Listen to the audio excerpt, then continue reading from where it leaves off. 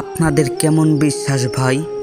কারণ যে ছেলেটি তার মাকে কিনা হত্যা করেছে, এই কথাগুলো একবারে ভুল।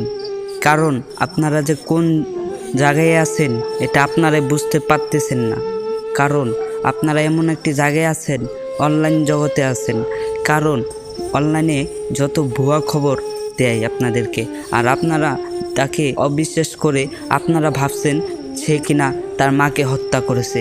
এ কথাটা একবারেই ভুল ভাই। এগুলো কথা থেকে সবাই বিরত থাকুন।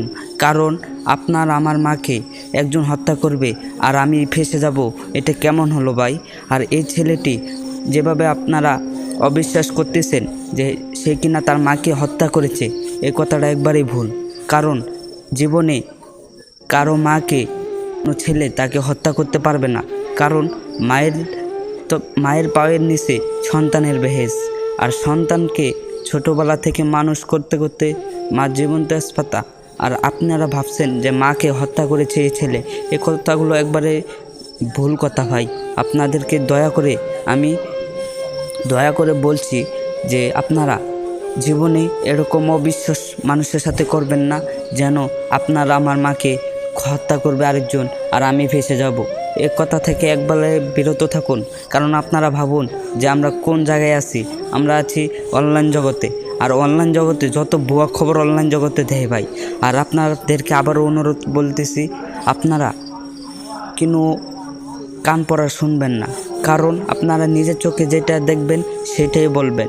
কারণ আমাদের এই ভাইটাকে ফাঁসিয়ে দিয়েছে এবং পাশের রুমে ভাড়াটিয়া। কারণ তার কথা ফাঁস করবে বিদায় তাকে হত্যা করে তার সন্তানে বলতেছে আমি হত্যা করছি। এই কথাটা একবারই ভুল।